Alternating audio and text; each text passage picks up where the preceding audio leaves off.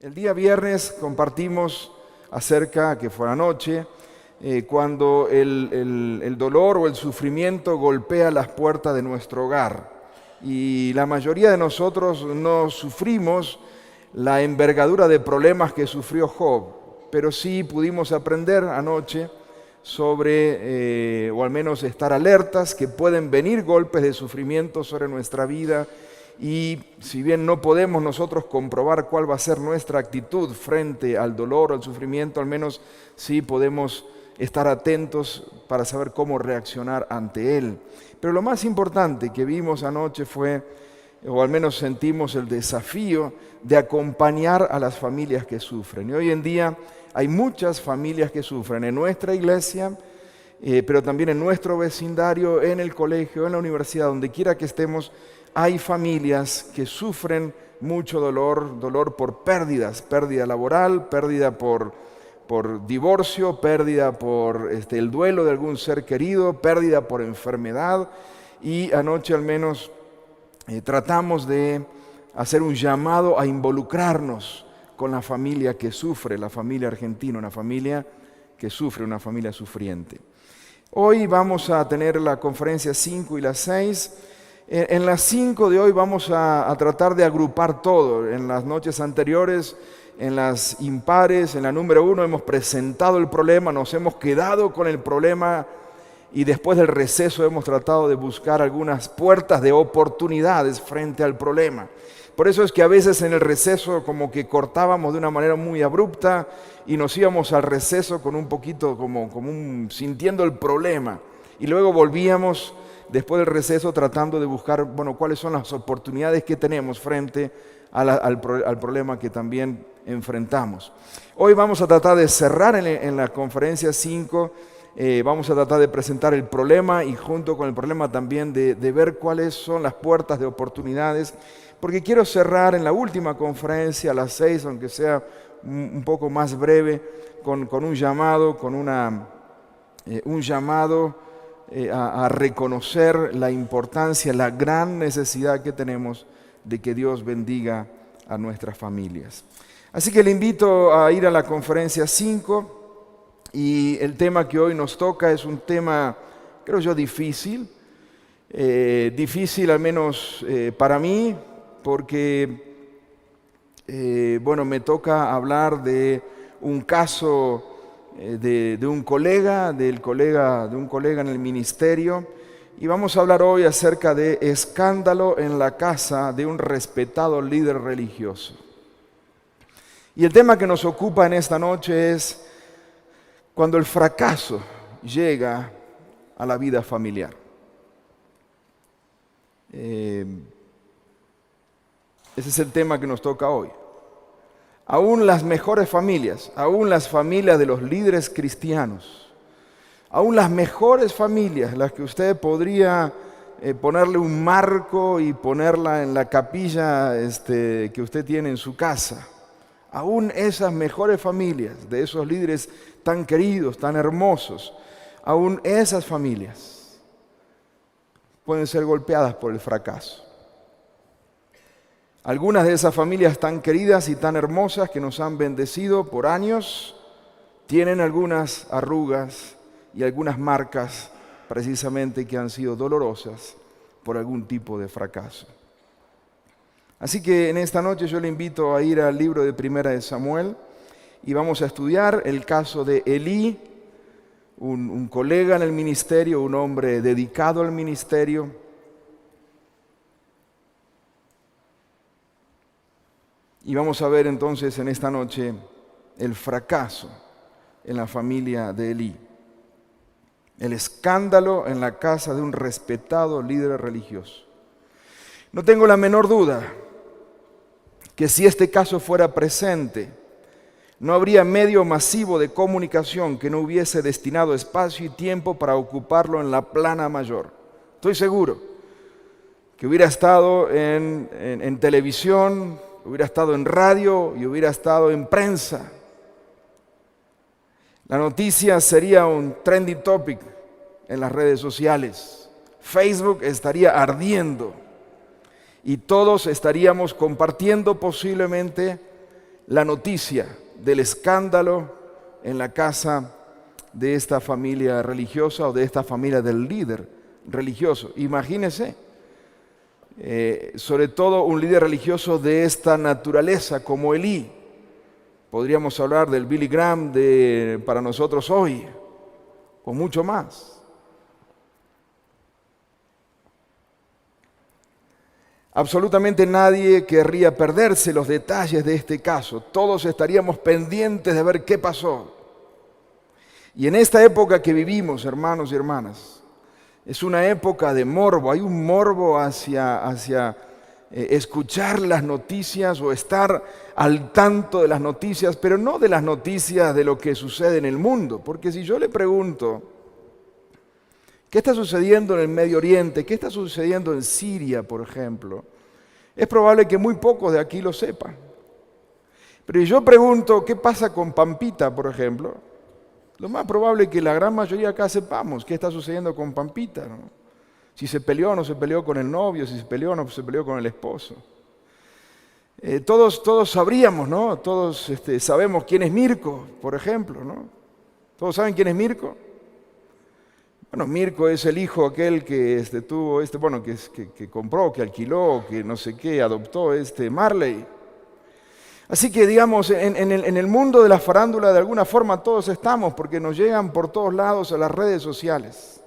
Ahora, si nosotros hablamos de lo que está sucediendo en el mundo, muy poco lo sabemos. Vivimos en un tiempo donde la tecnología nos conecta, pero presta atención porque la tecnología nos está conectando, yo digo, en muchos de los casos, a lo peor de la sociedad.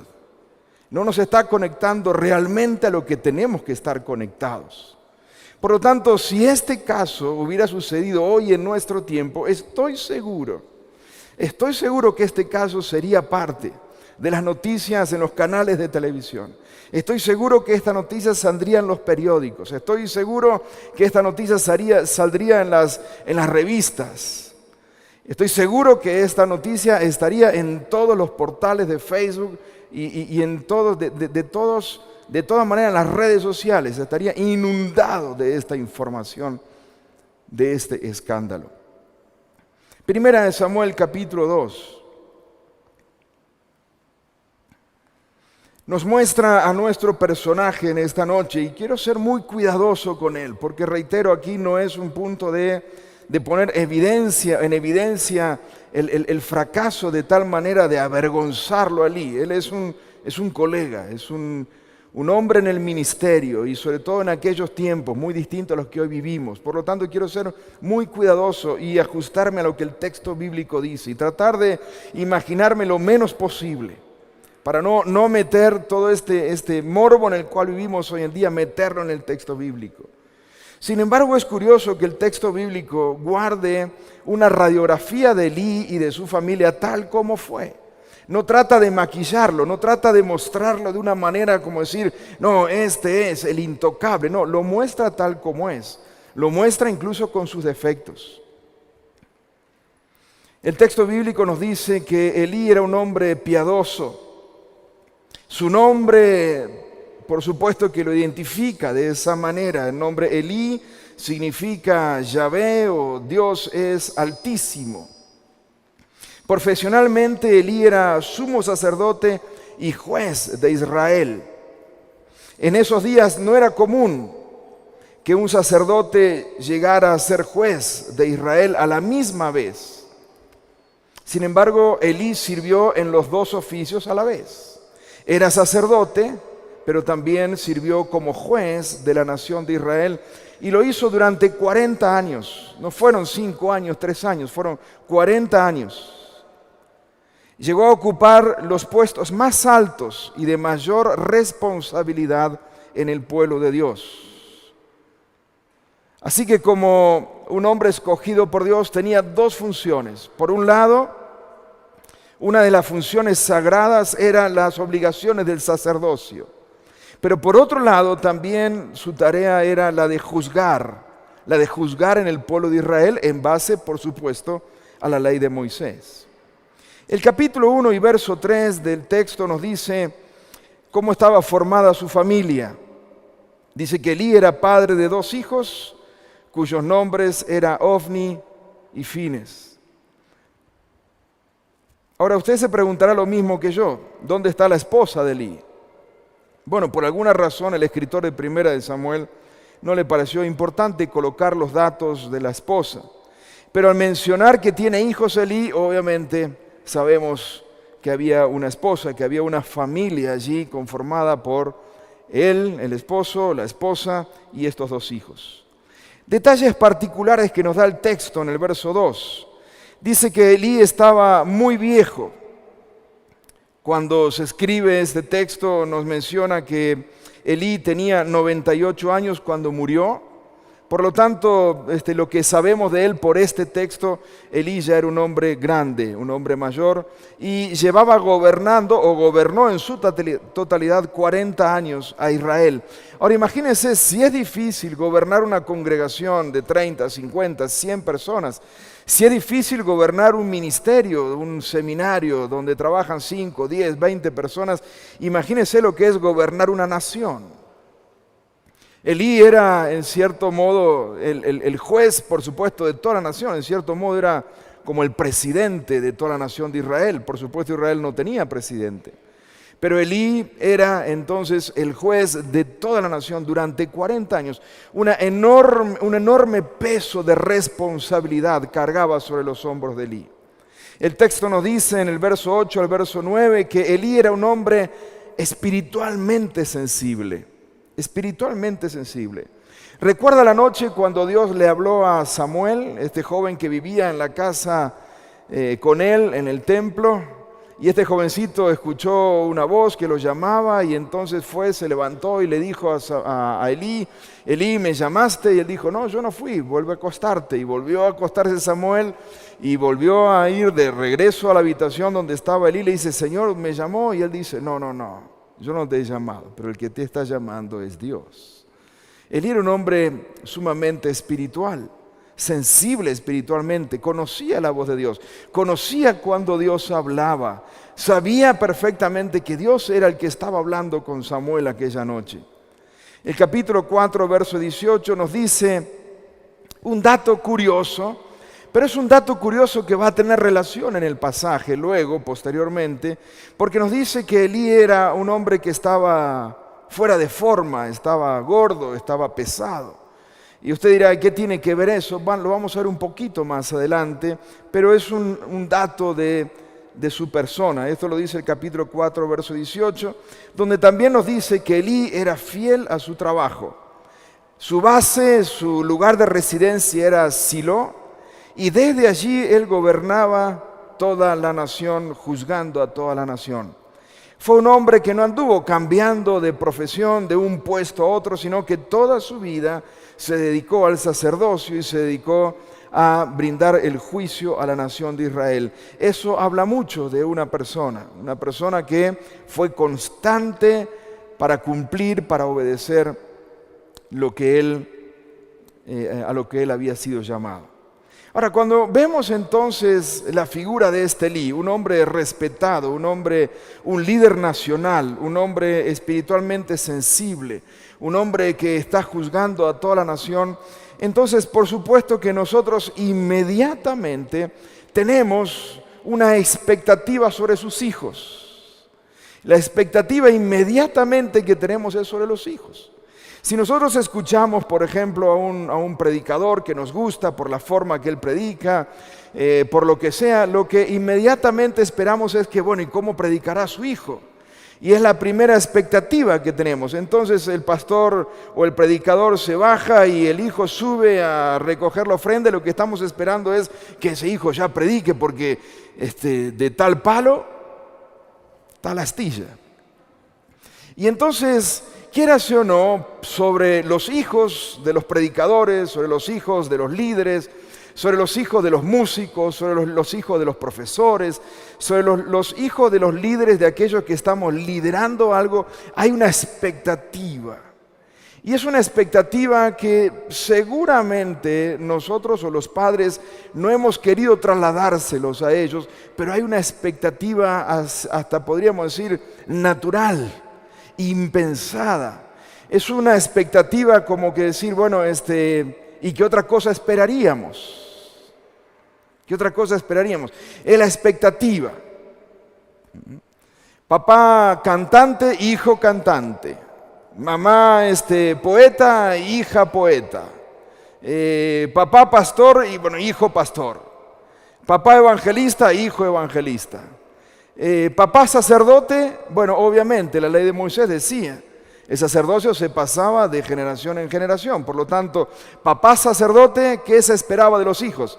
Por supuesto, sacerdotes. Aquí era claro el asunto, no era un tema de expectativa, era un tema de oficio. Pero a nosotros hoy nos sucede muy a menudo que lo que esperamos es que los hijos de los líderes también sean de la misma manera que los padres, que sean tan brillantes como los padres. Y no siempre es así. A veces los hijos nos ganan, a veces los hijos son más brillantes que los padres. Gloria a Dios por eso. Los hijos de Elí también fueron sacerdotes. Fueron sacerdotes porque era un oficio que se pasaba de generación en generación. Era un oficio para los hijos de Aarón. Y por supuesto los hijos de Elí, por ser los hijos de Elí, los hijos del sacerdote, descendientes de Aarón, entonces por supuesto que le tocaba seguir con el oficio. Ahora el capítulo 2, verso 12, nos deja helados cuando leemos el pasaje como si lo estuviéramos leyendo por primera vez. Porque el capítulo 2, verso 12, después de darnos el carácter de este hombre Elí, de quién era este hombre Elí, de conocer quién es este hombre Elí, el capítulo 2, verso 12 nos dice que los hijos de Elí, de los cuales antes se nos dio el nombre en el capítulo 1, ahora nos dice cuál era el carácter de estos hijos. Y el texto dice que los hijos de Elí, y no trata de maquillar nada el texto, lo que dice es que los hijos de Elí eran hombres impíos. Hombres impíos ocupando el puesto de sacerdocio. No solo eran hombres impíos, sino que dice el texto que no tenían conocimiento de Dios. Si bien eran sacerdotes, si bien cumplían una profesión, no obstante sus corazones estaban lejos de Dios. Lamentablemente lo vemos en este texto bíblico, pero también lo vemos en otras partes y también lo vemos posiblemente en la actualidad o en la realidad. Profesión y carácter no siempre van juntos. Uno puede aprender la profesión. Uno como padre puede enseñar a los hijos la profesión de pastor. Uno como padre puede enseñar a los hijos la profesión de predicador. Uno como padre puede enseñar a los hijos la profesión del canto, la profesión del negocio, lo cual estamos llevando. Pero nosotros bien sabemos, sobre todo en el ministerio, que quien llama al ministerio es Dios, o al menos es lo que yo creo, que quien llama al ministerio es Dios. No se trata de que, papá pastor, hijo pastor, el papá le enseña el oficio de pastor y ahora el hijo sigue siendo pastor. Si no hay un llamado que acompañe a la profesión, entonces vamos a estar en problemas. Profesión y carácter no siempre van juntos. De hecho, en el texto bíblico nosotros tenemos falsos profetas. Profetas sí, pero falsos. Carácter y profesión van juntos o no siempre van juntos en la misma calidad. Tenemos falsos maestros, buenos maestros, pero falsos. Tenemos falsos pastores, buenos pastores, pero falsos. Y así podríamos seguir nosotros enumerando. Predicadores, buenos predicadores, pero falsos predicadores. Así que cuando el carácter está divorciado de la profesión, sobre todo por supuesto en el ministerio tenemos serios problemas. Cuando el carácter está divorciado de la profesión, entonces hay una parte que precisamente lo que se ha roto es la integridad. Y entonces estamos en serios problemas. es el serio problema que tiene Elí en su casa. El carácter siempre se evidencia en la práctica de la profesión. En el capítulo 2, verso 12 al verso 17 nos describe cómo es que actuaban estos impíos. En el caso de las ofrendas de paz o las ofrendas de comunión, la ley de Moisés establecía claramente cuáles eran las partes que le correspondía al sacerdote y cuáles eran las partes que tenían que ser presentadas en sacrificio a Dios. En estos casos, en estos sacrificios particularmente, la persona ofrecía voluntariamente el sacrificio y podía presentar un novillo, podía presentar un cordero o una cabra sin defecto alguno, y todo dependía de los recursos que tenía la persona que ofrecía esta ofrenda. Todo el animal era quemado, salvo el pecho del animal y la espaldilla o el muslo derecho, que es toda la parte derecha del animal, la pata, el muslo delantero del animal, ya sea del novillo, de la oveja o de la cabra.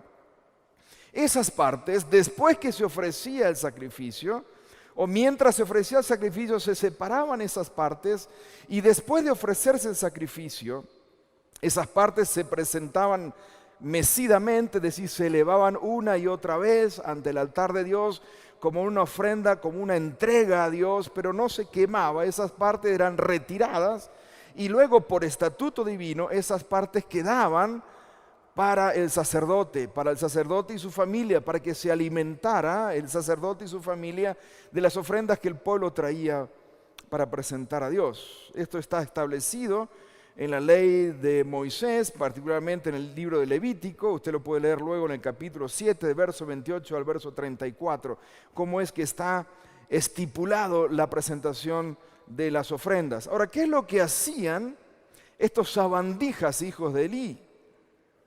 En primer lugar, ellos exigían más de lo que les correspondía, es decir, había una corrupción dentro del sacerdocio mismo. Nosotros sí que sabemos de corrupción en Argentina, pero acá estamos hablando de una corrupción en el sacerdocio mismo.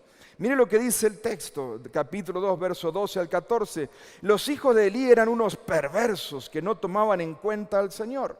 La costumbre de estos sacerdotes era la siguiente: cuando alguien ofrecía un sacrificio, el asistente del sacerdote se presentaba con un tenedor grande en la mano y mientras se cocía la carne, el asistente del sacerdote metía el tenedor en la olla, en el caldero, en la cacerola o en la cazuela, y el sacerdote tomaba para sí mismo todo lo que se enganchaba en el tenedor, es decir, además del pecho y además del muslo, además de lo que ya le correspondía y por lo cual ya se le había separado para él, el sacerdote o los sacerdotes enviaban a un asistente para que fuera cuando la misma ofrenda se estaba preparando para tomar de allí alimentos para ellos.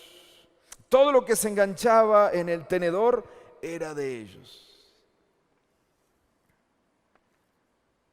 Corrupción, avaricia. En segundo lugar, ellos exigían recibir su parte primero. Abuso, soberbia. Mira lo que dice el texto, verso 15 al 17. Además, antes de quemarse la grasa, solía llegar el ayudante del sacerdote para decirle al que estaba por ofrecer el sacrificio: dame carne para el asado del sacerdote, pues no te la va a aceptar cocida, sino cruda. Y si el hombre contestaba: espera a que se queme la grasa como es debido, luego podrás tomar lo que desees, el asistente replicaba: no, dámela ahora mismo, de lo contrario te la quito por la fuerza. Así que no solo eran unos impíos, unos sabandijas, sino también eran patoteros. O me lo das, o si no te lo saco por la fuerza. Dice el texto que así que el pecado de estos jóvenes era gravísimo a los ojos del Señor, pues trataban con desprecio las ofrendas que le pertenecían al Señor. Y como resultado de esto, el pueblo llegó a aborrecer el sacrificio a Dios en vez de amarlo. ¡Qué tremendo! Es increíble, ¿no? con un padre que era sacerdote y juez, que había dado su vida por completo a las cosas de Dios, ¿cómo es posible que estos dos hijos habían salido tan cínicos? A diferencia de su padre, ellos no conocían a Dios, aunque estaban ocupando puestos en los cuales obviamente se esperaba que conocieran a Dios. Ahora, Elí recibe dolorosas advertencias sobre sus hijos, sobre el accionar de sus hijos. La primera advertencia la vemos en el capítulo 2, verso 22. La primera advertencia vino del público en general, vino de la gente. La gente comenzó a acercarse a Elí con todo el cariño y el respeto que le tenían, y comenzaron a decirle: Elí, tus hijos no están haciendo bien las cosas. Mira lo que dice el verso 22 al verso 24. Pero Elí era muy viejo y oía de todo lo que sus hijos hacían con todo Israel y cómo dormían con las mujeres que velaban a la puerta del tabernáculo de reunión. Así que la gente le decía, llegaba a Elí y le decía: Elí, tus hijos, con el respeto y el cariño que tenemos, pero tus hijos no andan como debería ser, ellos son sacerdotes. Pero mire lo que están haciendo con las ofrendas. Y no solo con las ofrendas, sino también con las mujeres que velan en la puerta del tabernáculo de reunión. Elí, esto no está bien. Y Elí los reunió a los hijos y les dijo: ¿por qué hacéis cosas semejantes? Porque yo oigo de todo este pueblo vuestros malos procederes. No, hijos míos, no es buena fama la que yo oigo de ustedes. ¿Por qué hacen pecar así al pueblo de Jehová? ¿Cuán difícil es para un líder, para un padre, una madre, para un pastor, para un líder? ¿Cuán difícil es oír las cosas malas que sus hijos hacen a espaldas? ¿Cuán terrible es para una mamá, para un papá, que cuando va a la escuela, la señorita o la maestra la llama aparte y tengo que hablar con usted, con su hijo, porque su hijo no se está portando bien en la clase, y entonces comienza a aparecer un rubor, nos ponemos colorados delante ahí de la maestra. ¿Cuán difícil es? ¿Cuán difícil es escuchar que otros nos digan de la mala fama de nuestros hijos?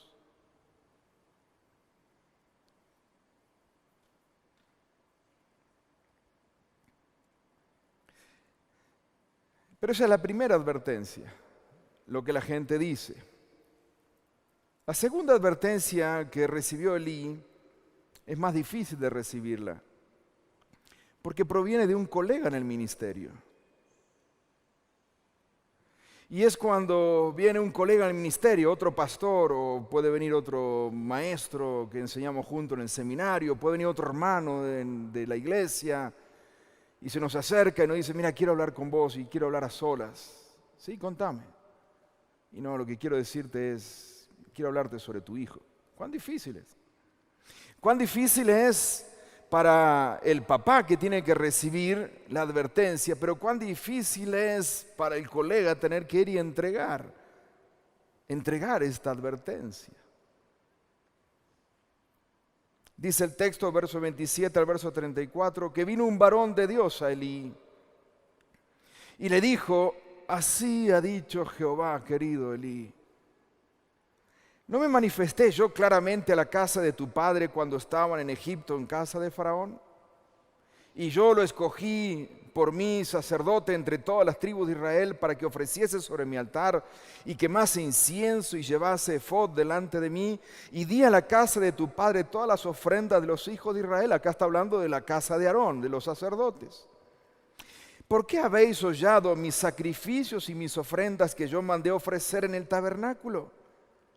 Y has honrado a tus hijos más que a mí, engordándoos. Acá lo pone en plural, involucrándolo también a Elí, y esto hace conexión con los versos anteriores donde dice que Elí estaba pesado. Engordándoos de lo principal de todas las ofrendas de mi pueblo Israel. Por lo tanto, Elí también se sentaba a comer de las mismas comidas. no solo escuchaba lo que el pueblo decía, sino también participaba.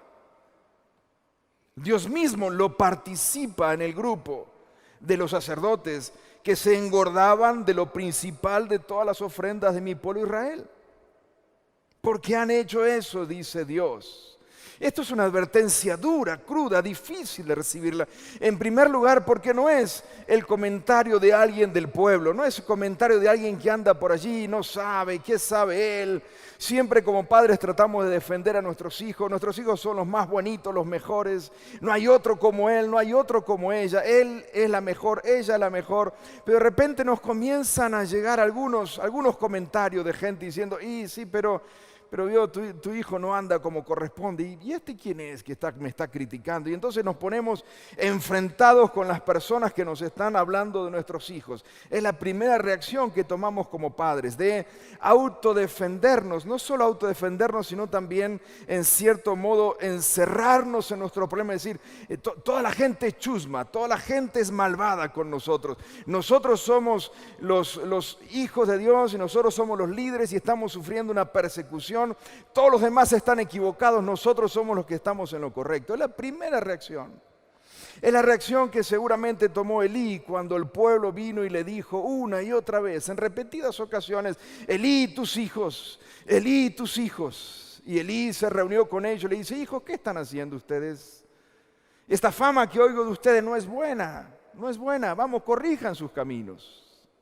Pero esta segunda advertencia es más difícil porque viene de otro, un varón de Dios, de un colega en el ministerio. Es una confrontación directa.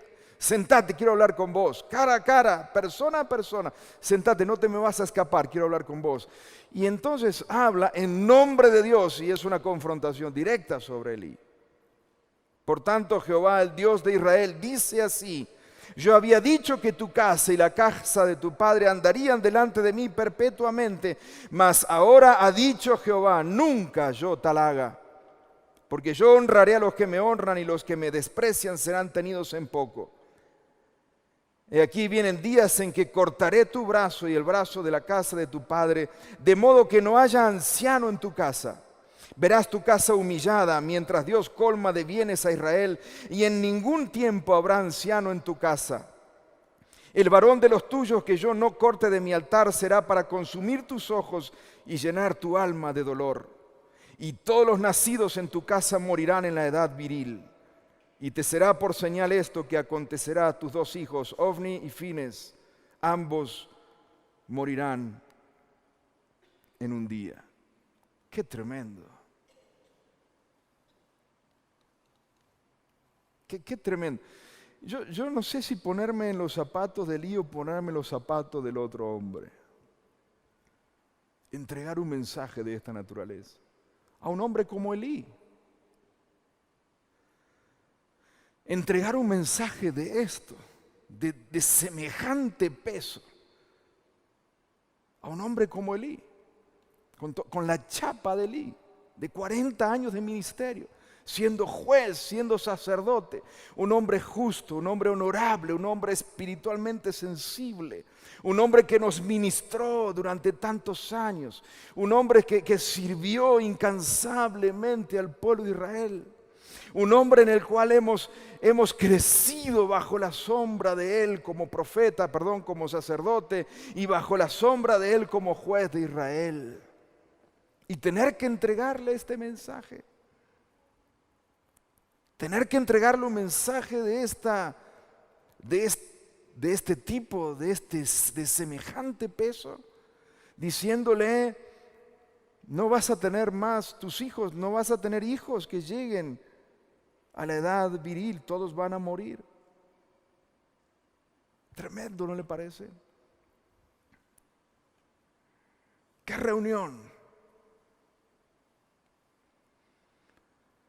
¿Qué reunión de café de por medio puede haber sido esto?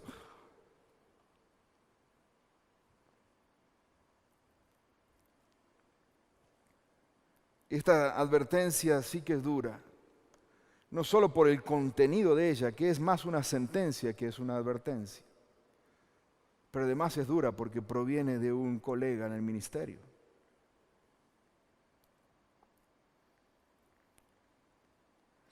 Cuán duro es para nosotros como padres cuando un líder, un colega en el ministerio nos tiene que llamar y nos tiene que hacer alguna mención de nuestros hijos. La tercera advertencia proviene de un jovencito, huésped de la casa. Capítulo 3, verso 27 al 34. Mira, le dijo el Señor a Samuel, a este joven que habitaba en el templo o en la casa junto con en el tabernáculo.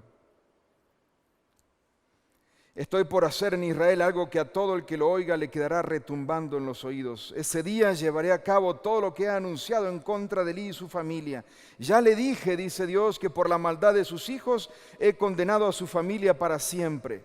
Él sabía que estaban blasfemando contra Dios, sin embargo no los refrenó. Por lo tanto, hago este juramento en contra de su familia. Ningún sacrificio ni ofrenda podrá expiar jamás el pecado de la familia de Elí. Samuel se acostó, y yo digo, no durmió Samuel.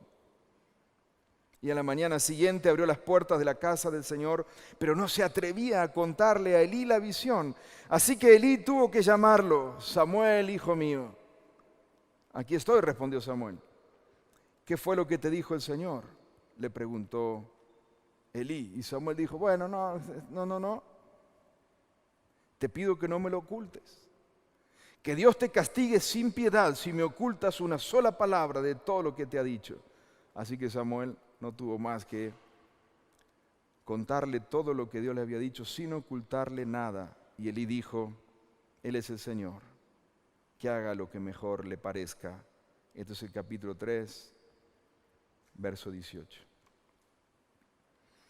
A través de todas las advertencias que Elí oyó en varias ocasiones de parte del público en general, luego de parte de un colega en el ministerio, nunca estuvo dispuesto a refrenar o disciplinar a sus hijos por la conducta que estaban compartiendo o que estaban llevando adelante en el ministerio. Ante los comentarios que oía, es posible que Elí se haya cruzado de brazos, fruncido el ceño en muestra de enojo para con sus hijos, pero eso, por supuesto, no fue suficiente. No fue por ignorancia, no es un asunto de ignorancia. Él era el juez de Israel. Él estaba acostumbrado a decir lo que estaba correcto y lo que era incorrecto. Él estaba acostumbrado, su función era determinar lo correcto de lo incorrecto, separar lo bueno y de lo malo. Por supuesto que no desconocía la responsabilidad de un sacerdote. Llevaba 40 años en el oficio de sacerdote. Sin embargo, Elí, como padre, como sacerdote y como juez, tomó la decisión de callar la boca, prefirió la pasividad y, como vemos en el último verso que leímos, prefirió el fatalismo, cruzarse de brazos y decir, bueno, que Dios haga lo que Él quiera, porque finalmente Él es Dios. Y lo peor que podemos hacer en nuestra casa como padres, lo peor que podemos hacer ante el deterioro espiritual o moral de nuestra familia es rendirnos. Es lo peor que podemos hacer. Lo peor que podemos hacer, lo peor es cuando los padres se ponen frente a frente y saben que sus hijos están viviendo alguna situación incorrecta y se ponen a tomar mate el uno con el otro frente a frente y dicen, y bueno, ¿y qué vamos a hacer? Ese tono de fatalismo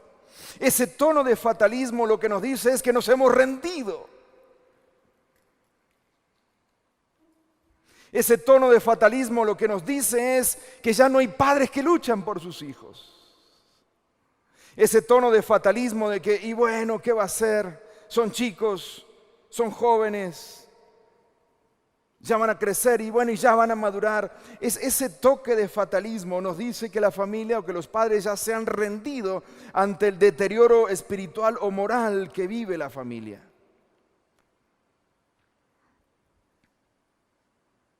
Lo peor que podemos hacer ante el deterioro espiritual de nuestra casa, de nuestra familia, en nuestros hijos, parte de nuestros hijos, aun cuando nuestros hijos están casados, lo peor que podemos hacer es rendirnos.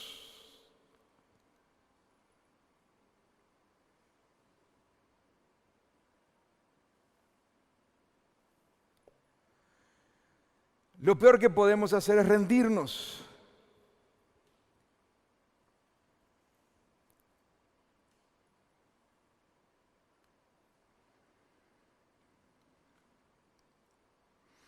Y le hablo con conocimiento de causa, porque teniendo 3 hijos que fueron niños y también fueron adolescentes y hoy son jóvenes, también como padres, nos ha tocado recibir comentarios y advertencias, y más de una vez.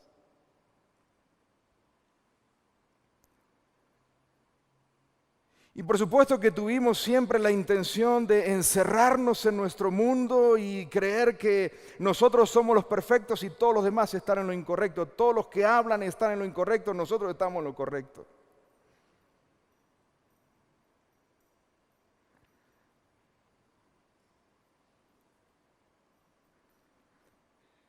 Pero entre tantas cosas que agradezco a Dios por la esposa que me dio, fue porque precisamente en los momentos difíciles que nos tocó vivir como padres, y creo que no serán los últimos, porque seguiremos siendo padres hasta que digamos adiós, hasta aquí llegamos. Pero fue en esos momentos cuando precisamente, pensé que la rendición estaba a punto de llegar, cuando en más de una ocasión escuché a mi esposa diciendo, no nos vamos a rendir, no nos vamos a rendir, porque somos los únicos que podemos luchar por nuestros hijos. Y claro que sí, siendo primera generación de creyentes, no tenemos abuelos cristianos que puedan luchar por ellos en oración.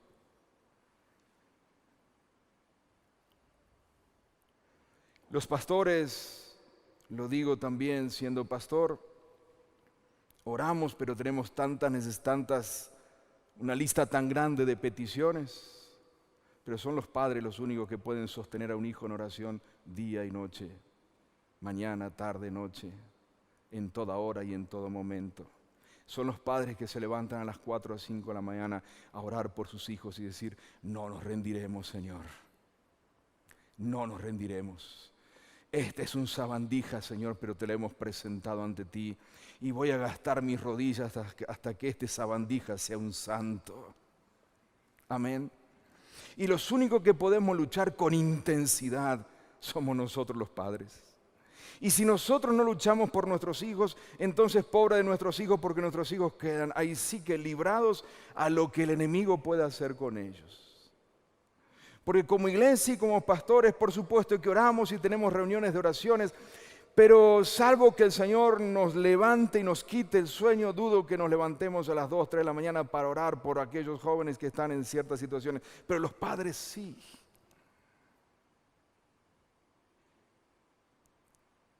Los padres son aquellos que no se cansan de orar por sus hijos.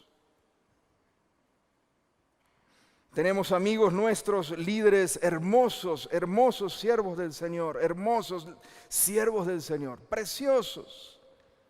Hombres que han llevado a Cristo a multitudes de personas, a hombres, a niños, a jóvenes, a familias. Sin embargo, sus hijos están lejos del Señor y no creen en el Señor Jesucristo. Y uno dice, ¿cómo es esto? Si de tal palo tal astilla, ¿no dice así el dicho? Hijos pastores, hijos pastores, padres evangelistas, hijos evangelistas, padres creyentes, hijos creyentes. Ojalá fuera así una fórmula mágica que repitiéramos, ojalá fuera así, no siempre es así. Sin embargo, conocemos a estos padres preciosos y hermosos de 70 años o de 76 años, uno de ellos que sigue orando por la conversión de sus hijos. Es que son los únicos que pueden haber durado tanto en oración por ese joven, porque yo creo que cualquier otro pastor ya se hubiera olvidado de orar por ese hijo. Por lo tanto, lo peor que podemos hacer es rendirnos. Debemos luchar activamente por recuperar a nuestros hijos, por recuperar la dimensión espiritual en nuestra casa, por recuperar ese espacio que hemos perdido en nuestra casa. Hemos perdido el espacio de oración, hemos perdido el espacio de la palabra del Señor, hemos perdido el espacio para conversar con nuestros hijos. Debemos recuperarlo. Y debemos luchar y no rendirnos y decir, vamos a pelear y vamos a pelear por nuestros hijos hasta el último día, hasta el último suspiro. Vamos a estar peleando por nuestros hijos. En primer lugar, no debemos perder de vista las señales que no podemos desatender, sobre todo hoy en día. En primer lugar, escuche esto, las familias que corren peligro. Las familias que corren peligro de este deterioro espiritual, o las familias que corren peligro de esta situación de la que estamos hablando, son las que tienen padres ausentes. Padres y madres, por supuesto, ausentes, que se ocupan más de su trabajo, incluyendo de su ministerio, que de las necesidades de su familia. Elí era un hombre atareado, sumamente atareado. Era un juez respetable. Estaba involucrado en el servicio público, muchos problemas tenía que atender, y entre todos esos problemas que tenía que atender de una nación, olvidó atender un problema serio que estaba en su casa, y eran estos dos jovencitos que estaban creciendo sin conocimiento de Dios.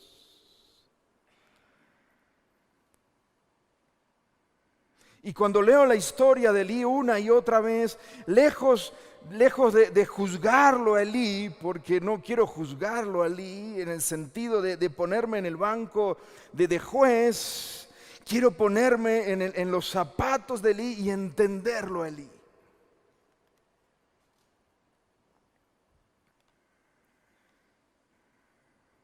Y cuando lo hago, entonces pienso que es muy fácil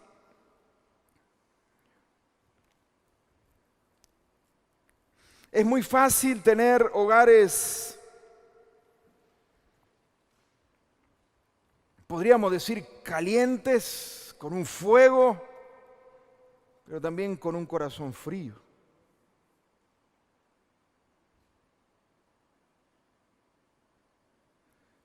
Porque nuestros hijos nos ven predicando, desde el púlpito, nos ven orando, nos ven enseñando la palabra del Señor.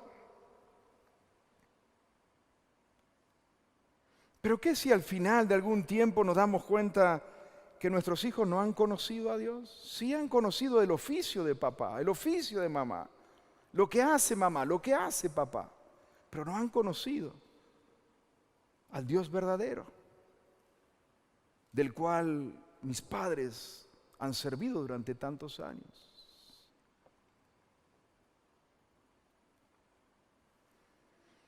Las familias que corren peligro son las que tienen padres ausentes, que se ocupan más de su trabajo, incluso del ministerio, que de las necesidades de su propia familia.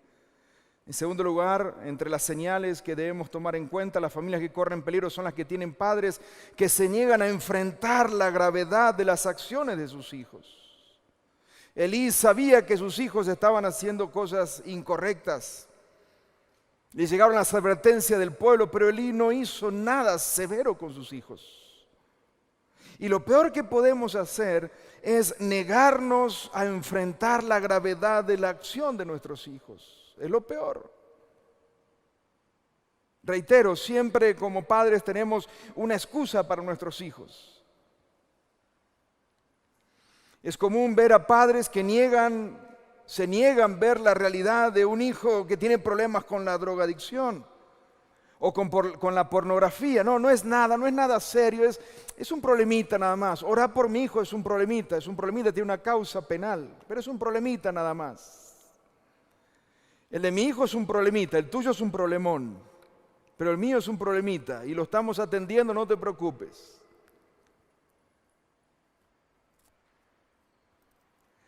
Las familias que corren peligro son las que tienen padres que se niegan a enfrentar la gravedad de las acciones de sus hijos.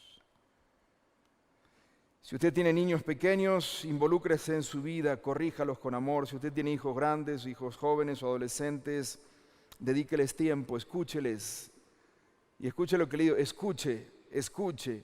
Una vez que haya escuchado por lo menos 3 veces, entonces luego hable. Hay jóvenes que ya no quieren hablar con sus padres porque mi papá no me escucha, siempre sale con la misma, ella tiene el consejo ya gastado, ya tiene el consejo en la boca, antes que yo le diga ya me dice lo que tengo que hacer. Yo quisiera que él me escuche. Así que escúchelo, aproveche Mendoza, un lugar tan lindo, vaya a caminar, vaya a la montaña, vaya de pesca, tome un día, pesque un día, toda la noche pescando. Va a tener que escuchar a su hijo, en algún momento su hijo va a tener que hablar. 12 horas pescando, en algún momento va a tener que hablar. Y si no, quédese otro día más pescando, en algún momento va a tener que hablar. Salga a caminar, llévelo a la montaña, caminen. 3 días caminando, en algún momento va a tener que hablar. Escuche.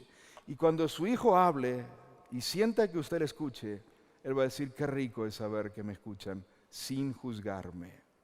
Me están escuchando. Con mi padre puedo hablar porque él no me juzga, me escucha. Y por supuesto luego me aconseja. Las familias que corren peligro son las que no responden de manera rápida y adecuada a las advertencias que les llega por medios humanos y cercanos. Escuche a los maestros de sus hijos. Los maestros no son gente malvada. No es gente que se levanta hoy y dice, hoy le voy a hacer la vida imposible al papá de fulano. No. Por lo general no, habrá 2 o 3, pero por lo general no. Van a la escuela a enseñar, a hacer su oficio. Pero en el camino se encuentran con situaciones difíciles, entonces luego la llama a usted o a usted y le dice, quiero hablar con usted por su hijo. No se defienda, escuche a la maestra. Tome con seriedad los informes que ellos le comunican. Escuchen a sus líderes espirituales. No se apresure a salir en defensa de sus hijos. Por lo menos dediquen tiempo a oír el mensaje completo de lo que la gente diga.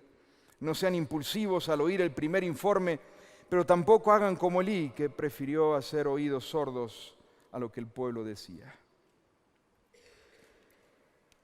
Por último, quiero cerrar esta conferencia 5 hablando en 2 direcciones. La primera, aprovechando que tengo acá hermanos, hermanas, líderes de iglesias. Hermanos, necesitamos iglesias llenas de gracia. He vivido por 16 años fuera del país y llevo apenas 1 año y medio que hemos regresado, por lo tanto estamos en una etapa de reinserción, así que ruego que disculpe la ignorancia del contexto ministerial argentino. Durante mi estadía y mi servicio al Señor fuera del país, he estado involucrado durante estos 16 años de manera completa en el ministerio, estudiando en un seminario, enseñando en el seminario, dirigiendo un seminario, sirviendo en la iglesia, pastoreando 2 iglesias. El Señor me dio la oportunidad de tener sendas conversaciones privadas con centenares de pastores, mayormente en Centroamérica. Y lo que pude percibir en mi breve periplo ministerial en el extranjero es que la iglesia suele ser muy cruel con sus líderes.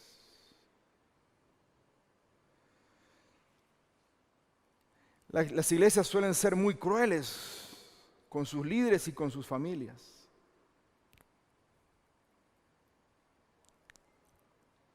Por supuesto que gracias a Dios he conocido iglesias hermosas, amorosas, que han amado o que aman a la familia del pastor, pero he visto iglesias muy crueles.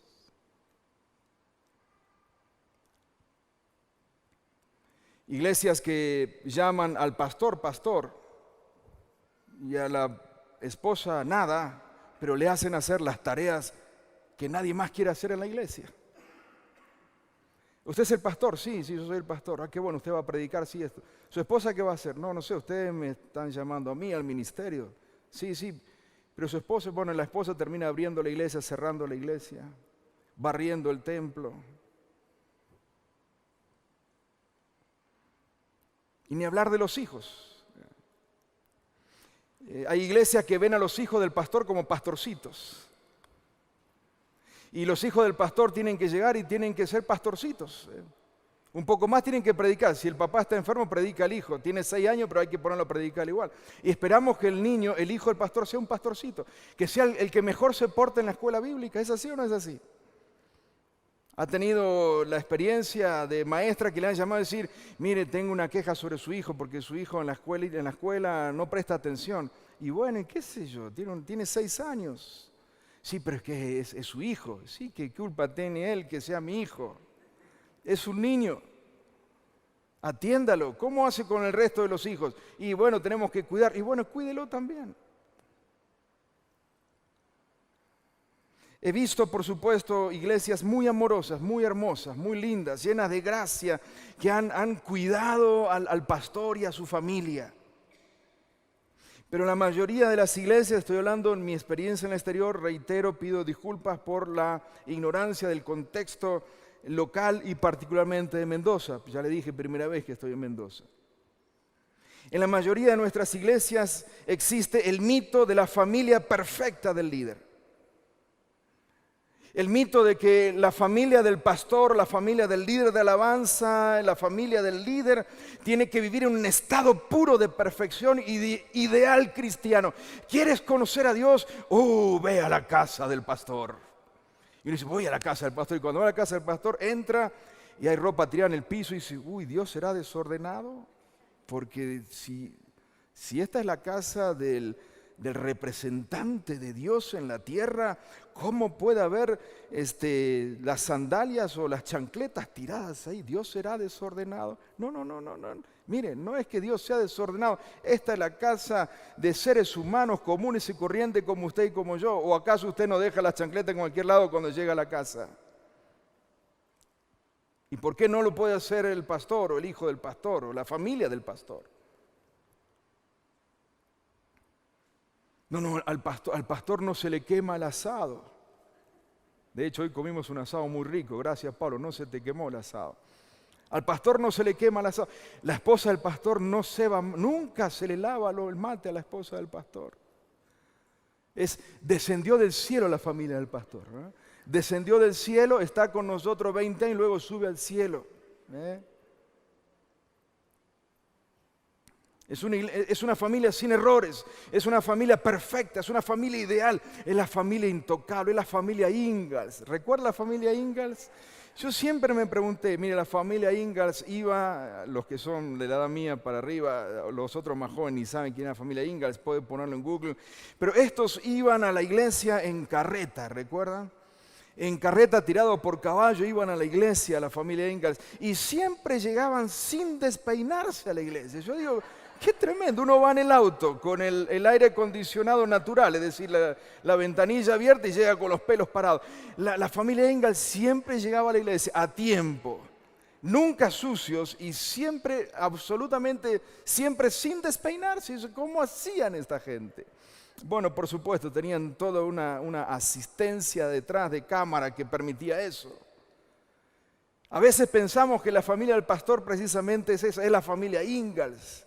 Es la familia la que llega primero a la iglesia, la que se va último a la iglesia, los hijos sentaditos en la primera fila, todos bien ahí alistaditos. De hecho, les pedimos que los pastores tengan por lo menos 5 o 7 hijos, así que sentados en la primera fila, que nadie se mueva, que nadie mastique chicle, que nadie respira, que sean perfectos. La familia perfecta del líder cristiano. Y eso mata y destruye familia.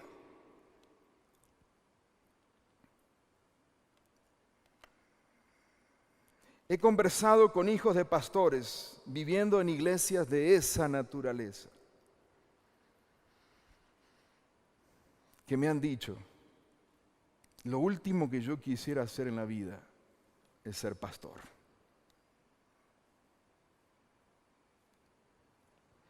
Y yo digo, ¿quién falló? ¿El Señor?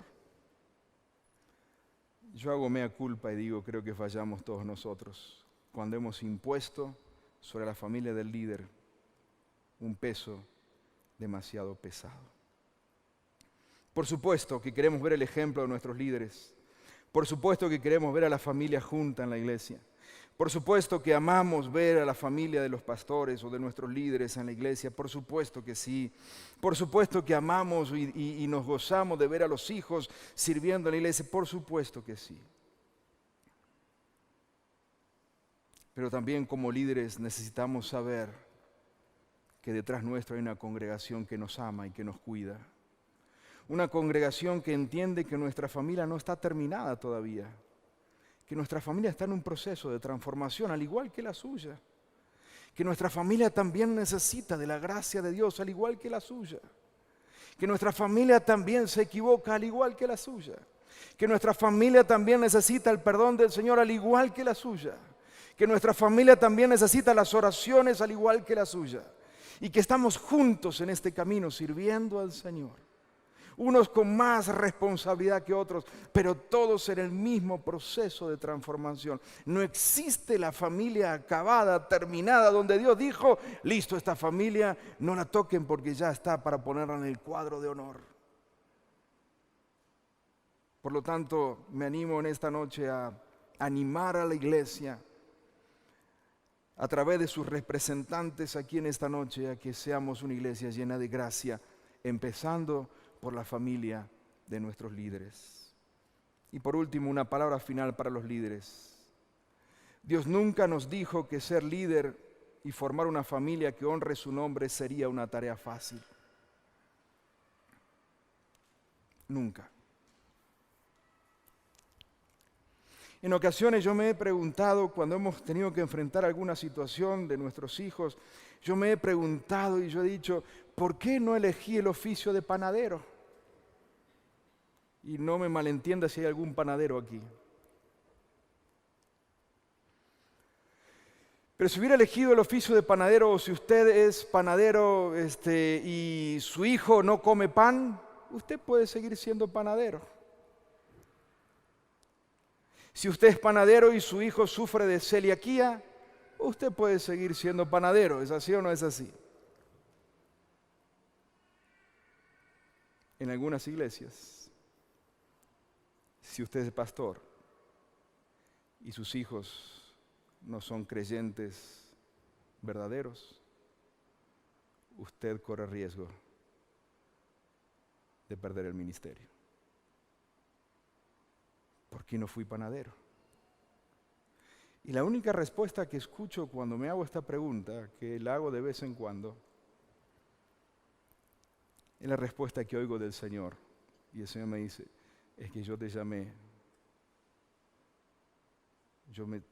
al ministerio, no para que seas panadero. Y entonces agacho la cabeza y sigo adelante. Nadie nos dijo que ser líderes y crear una familia sea fácil. Tenemos un enorme desafío, pero en ese desafío no nos queda otra que reconocer nuestra terrible incompetencia y aferrarnos fuerte de la mano del Señor Jesucristo, que nos llamó al ministerio, y al fin y al cabo, Él también es el dueño y el Señor de nuestra familia, como creemos que también Él es el dueño y el Señor de las familias a quienes pastoreamos. Amén, hermanos y hermanas. Cuando regrese a su iglesia, procure alimentar la gracia en su iglesia. Ame a sus líderes, ame a la familia pastoral, ámela. Ore por ellos. Y si usted es líder que está sirviendo al Señor en el ministerio, somos compañeros de batalla. Así que no se desanime, sigamos peleando por nuestros hijos. Amén. Que el Señor les bendiga.